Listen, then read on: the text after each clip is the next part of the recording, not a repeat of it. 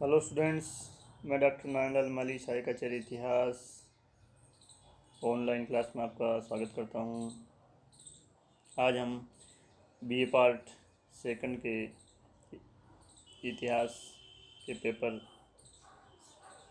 Second में पूर्व पाषाण मध्य पाषाण संस्कृति को राजस्थान के संदर्भ में थोड़ा देखेंगे। इसके ऊपर चर्चा करेंगे हम। मानव जीवन का उद्भव जो है वह अफ्रीका महाद्वीप में माना जाता है। उसके बाद मानव धीरे धीरे मध्य एशिया, यूरोप और विश्व के अन्य भूभागों में उसका अपन कहें फैलाव हुआ। इस मानव जीवन को जो आज तक हम जिसे विकसित सभ्यता का नाम देते हैं, ये कई चरणों से होकर के गुजरी है, जिसे पुरातत्वविदों इतिहासकारों ने इसको विभिन्न कालखंडों में विभाजित किया है, जिसमें पाषाण काल, मध्य पाषाण काल, नवपाषाण काल, ताम्रकाल, लौह काल और ऐतिहासिक काल इत्यादि काल विभाजन इसके किए हैं। पाषाण काल में भी फिर तीन इन्होंने विभाजन किए हैं इतिहासकारों ने, से पूर्व पाषाण काल, पूर्व मध्य पाषाण काल, पूर्व उत्तर काल इत्यादि। इनमें से हम पूर्व पाषाण कालीन संस्कृति एवं मध्य पाषाण कालीन संस्कृति के राजस्थान में क्या क्या साक्ष्य मिले हैं, उस संस्कृति की क्या विशेषताएं रही है उस मानव जीवन की, उसके बारे में थोड़ा संक्षिप्त में अध्ययन करेंगे। राजस्थान में पूर्व पाषाण कालीन एवं मध्य पाषाण कालीन मानव जीवन के अनेक केंद्र प्रकाश में आए हैं।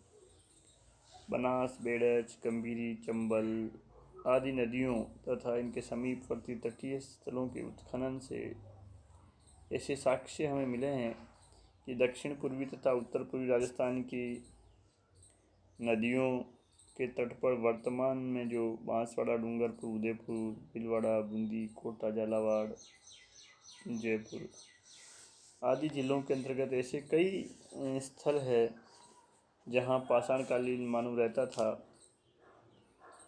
और वह पत्थर के औजारों और उपकरणों का प्रयोग करता था।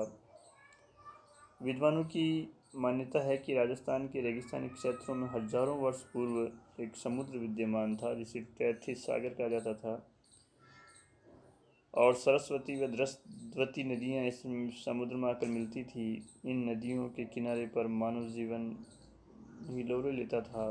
बाद में समुद्र के संकुचन से यहाँ मरुस्थल बन गया और ये नदियाँ भी सूख गई। वर्तमान में केवल गग्गर एक बरसाती नदी के रूप में रेगिस्तानी क्षेत्र में हमें बहती हुई दिखाई देती है। सरस्वती, चंबल, बेड़च, बनास, गंभीरी, आहड़ तथा लूनी नदियों के तट पर और अरावली पर्वतमाला की कंदराओं में और उनके आसपास के भूभागों में पत्थर के औजार एवं चित्रकारियाँ जो हमें मिली है, उससे ऐसा अनुमान लगाया जाता है कि राजस्थान भी मानव उद्गम के प्राचीन स्थलों में से एक है।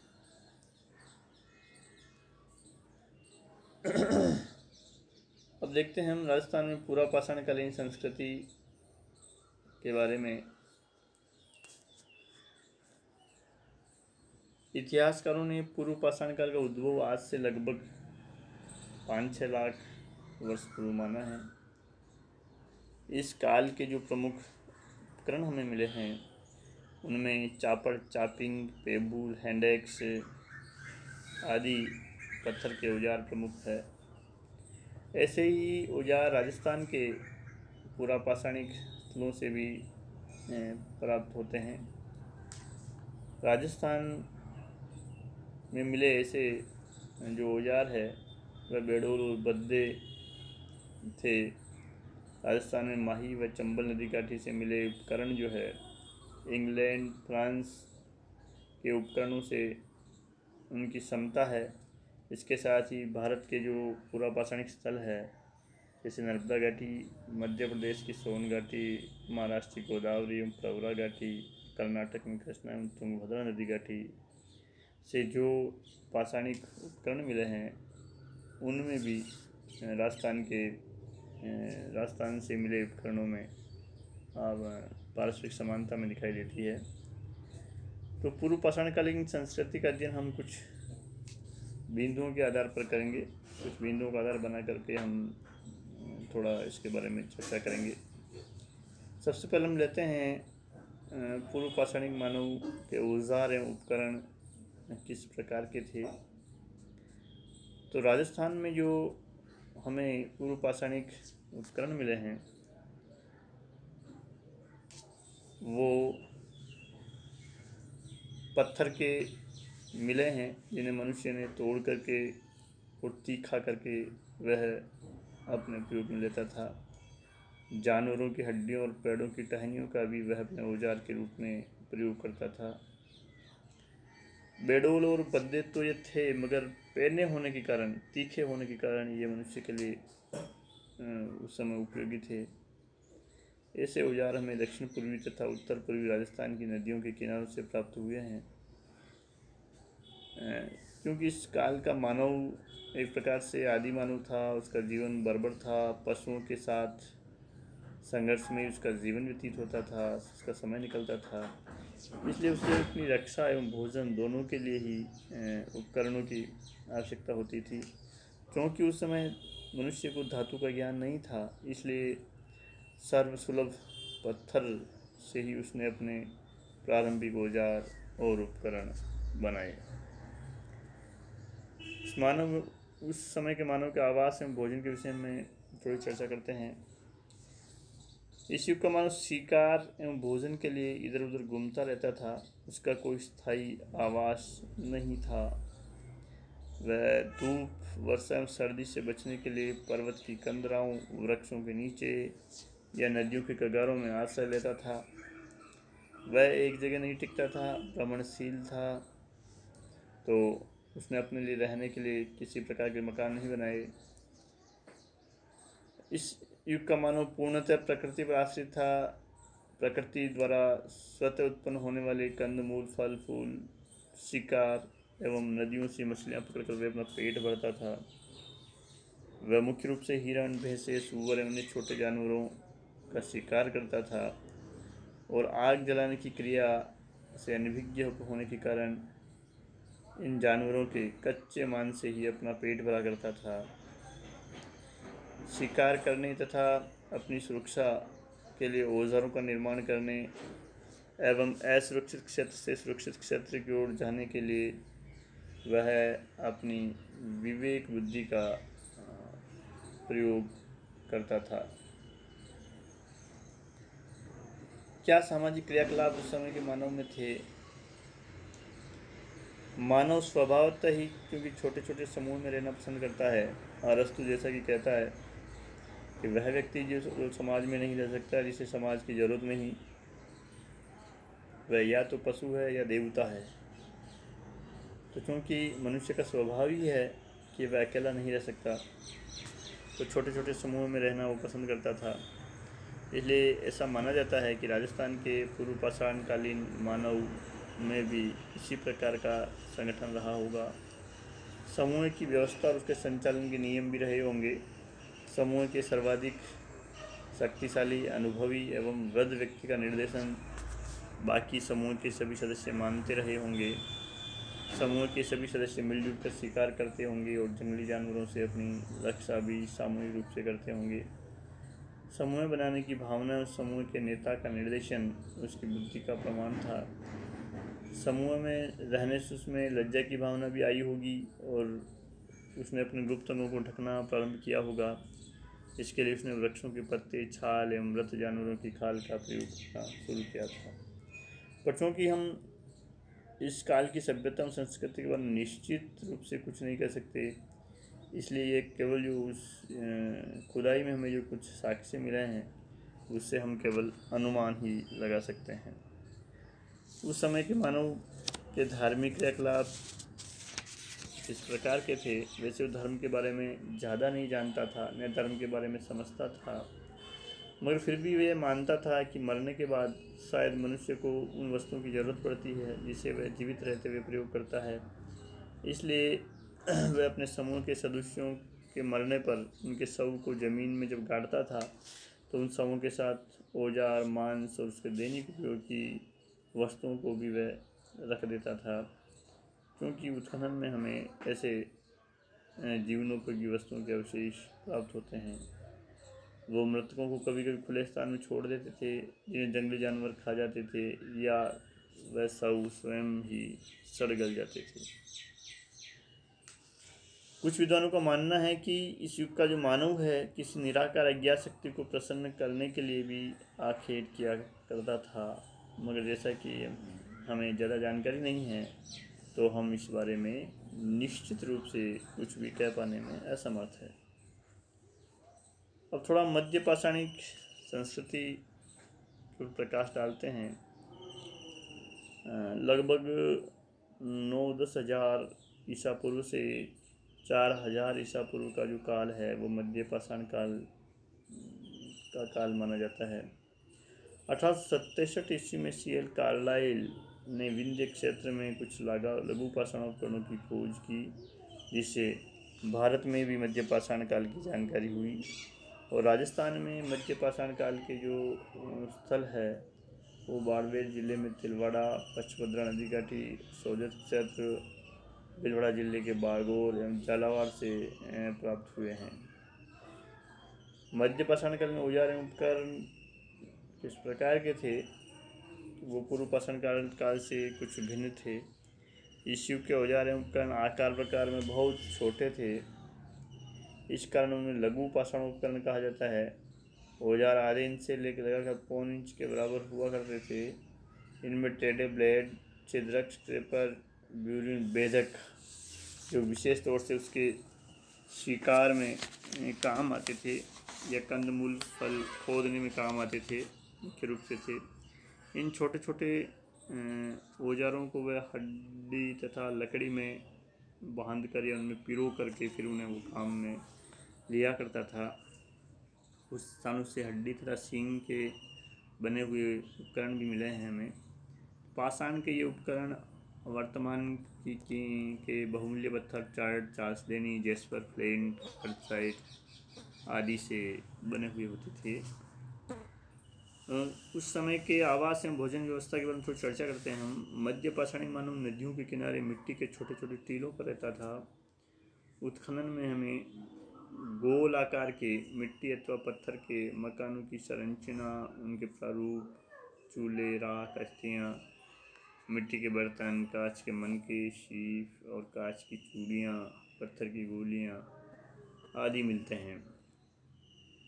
शिकार, नदियों से पकड़ी गई मछलियों, कंदमूल फल से वह अपना पेट भरता था। इस युग का मानव भी कृषि कार्य से परिचित नहीं था, मगर पशुपालन करना वह जानता था। वह गाय, बैल, भैंस, भेड़, बकरी, घोड़ा, मछली, घड़ियाल आदि से भी परिचित था।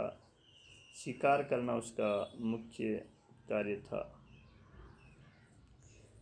देखते हैं वो अपने समूह के शवों को किस प्रकार ठिकाने लगाता था, शव निवर्तन व्यवस्था किस प्रकार की थी। उत्खनन से हमें जो साक्ष्य मिले हैं उसके आधार पर कहा जा सकता है कि इस युग का मानव शवों को दफनाता था। उत्खनन में हमें अनेक मानव अस्थि पंजर मिले हैं। इनमें से कुछ के सिर पूर्व की ओर, कुछ के सिर पश्चिम की ओर है। अस्थि पंजरों के साथ औजार एवं अन्य सामग्री भी हमें मिली है, जो उस काल के मानव के पुनर्जन्म में विश्वास की द्योतक है। हम देखते हैं कि राजस्थान में भीलवाड़ा जिले में बागोर नामक स्थल जो है, ये राजस्थान का ही नहीं वरन भीलवाड़ा पूरे भारतवर्ष का प्रमुख मध्य पाषाणिक स्थल है, जहाँ से पशुपालन के साक्ष्य मिलते हैं। कई बार कॉम्पिटिशन एग्जाम में इस बागोर के संबंध में प्रश्न आता रहता है, तो हम थोड़ा बागोर की सभ्यता के बारे में थोड़ा सा देखेंगे, जिससे हमें मध्य पाषाणकालीन संस्कृति का थोड़ा ज्ञान हो जाएगा। उदाहरण के स्वरूप तो बागोर भीलवाड़ा जिले के अंतर्गत बनास की सहायक कोठारी नदी के तट पर बसा हुआ है, जो भीलवाड़ा से 30 किलोमीटर की दूरी पर स्थित है। कोठारी नदी के तट पर गांव के निकट ही यहाँ वहाँ कुछ रेत के टीले हैं, जो मासतियाँ के नाम से जाने जाते हैं, क्योंकि राजपूत काल में जो बागोर का जो ठिकाना था, उसके जो शासक वर्ग के जो सदस्य थे, उनके शवों को जलाने का कार्य इस महासत्या में किया जाता था। महासत्या के इन टीलों पर 1967 से 1970 के दौरान पूना विश्वविद्यालय के प्रोफेसर वीएन मिश्र ने उत्खनन कार्य करवाया था। उत्खनन से हमें काफ़ी मात्रा में प्रागैतिहासिक काल की सामग्री मिली है, और इससे आदि मानव की सभ्यता के 3 युगों का पता भी हमें चलता है। बागोर की सभ्यता का जो प्रथम स्तर है, उसका जो समय है वो 4480 से 3285 ईस्वी पूर्व माना जाता है। इस स्तर के उत्खनन से लघु पाषाणास्त्र एवं मृत पशुओं के अवशेष प्राप्त हुए हैं। इससे अनुमान लगाया जाता है कि इस युग का मानव जो है भोजन संग्राहक था और भोजन उत्पन्न करना नहीं जानता था। शिकार एवं कंदमूल से वह अपना जीवन निर्वाह करता था। यहाँ से मृत शरीर का ढांचा भी प्राप्त हुआ, जिसे अनुमान लगाया जाता है कि उस काल में मानव को मरणोपरांत जलाया नहीं जाता था।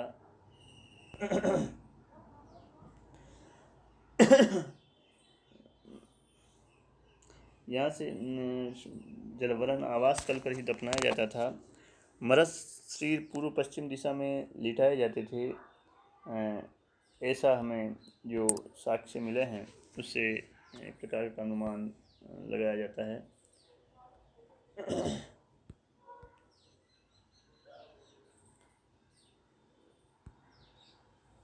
सभ्यता का जो दूसरा स्तर है बागोर सभ्यता का, वह लगभग 2765 से 500 ईसा पूर्व का माना जाता है।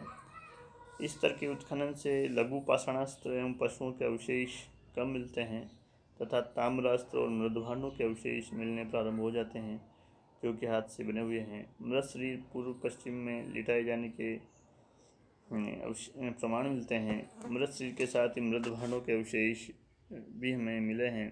इसके साथ ही धातु, वस्त्र, आभूषण तथा भोजन सामग्री भी हमें प्राप्त हुई है। इस युग का मानव प्रस्तर उपकरणों के साथ साथ मिट्टी के बर्तन भी बनाता था। पशुओं का शिकार एवं कंदमूल एकत्र करने के साथ साथ संभवतः भोजन के लिए कृषि एवं पशुपालन करना भी सीख गया था। इस युग का मानव भी मृत शरीरों को घर में ही दफनाता था तथा उसके दैनिक उपयोग की वस्तुएं शव के साथ ही रखी जाती थी। बागोर सभ्यता का जो तीसरा स्तर है, वो 500 ईसा पूर्व से 34 सदी ईस्वी तक का माना जाता है। इस स्तर के उत्खनन में लोहे के शस्त्रों के साथ साथ चाक पर बने मिट्टी के बर्तन भी हमें मिलते हैं। उत्खनन में 7 लोहे के उपकरण मिले हैं, जिनमें से 2 बाणों के अग्रभाग है। इस युग में लोहे का ज्ञान होने के कारण पत्थरों के उपकरणों का प्रयोग कम हो गया था। मानव द्वारा इस युग में बनाए गए प्रस्तर उपकरण बहुत लघु थे, जो काफ़ी बड़ी संख्या में यहाँ से मिले हैं। लघु उपकरणों की प्राप्तियाँ शिकार के लिए मानव के आगमन को एक प्रकार से हम कहें प्रमाणित करती है। उत्खनन में आभूषण, शीशे, हड्डी व पत्थर की मणियाँ भी मिली है। इस युग का मानव अपने आवास निर्माण के लिए पत्थरों के साथ साथ ईंटों का भी प्रयोग किया करता था। मृत शरीर पूर्व पश्चिम के स्थान पर उत्तर दक्षिण दिशा में लिटाया जाने लगा। तो बागोर जो है मध्य पाषाणिक सभ्यता का स्थल और लघु पाषाण उपकरणों का प्रमुख केंद्र था। घरों में मिले पाषाण उपकरण और लोहे के बाणाग्र यहाँ के निवासियों के शिकार जीवन की ओर संकेत करते हैं। इस सभ्यता का प्रथम स्तर मानव के आखेट जीवन का, द्वितीय स्तर पशुपालन और तृतीय स्तर कृषि अवस्था की ओर अग्रसर होने का द्योतक है। तो इस प्रकार हमने राजस्थान में पूर्व पाषाणिक और मध्य पाषाण काल की संस्कृति पर प्रकाश डालने का थोड़ा सा प्रयास किया है कि इस काल का मानव किस प्रकार रहता था, उसका भोजन क्या था, उसके औजार किससे बने होते थे, कैसे थे, पत्थर के थे, लोहे के थे, तांबे के थे, या और जो भी जिस धातु के बने हुए थे, या पत्थर में भी किस किस पत्थर के बने होते थे। मानव का आवास किस प्रकार का था, मकान कैसा था, कैसे वह रहता था। इसी प्रकार मध्य पाषाणिक संस्कृति को समझने के लिए हमने भारत भर में प्रसिद्ध बागोर की सभ्यता पर भी थोड़ा प्रकाश डाला है, क्योंकि बागोर की सभ्यता को देखने से हमें मध्य पाषाणिक युग की संस्कृति थोड़ी समझ में आ जाती है कि मानव के औजार किस प्रकार के थे, कौन कौन से पशुओं को पालता था और किस प्रकार वह अपना जीवन निर्वाह करता था, शवों को किस प्रकार वो ठिकाने लगाता था इत्यादि सभी जानकारी हमें इस बागोर के उत्खनन से जो सामग्री मिली है उसके आधार पर हम जान सकते हैं, बता सकते हैं। जय हिंद, जय भारत।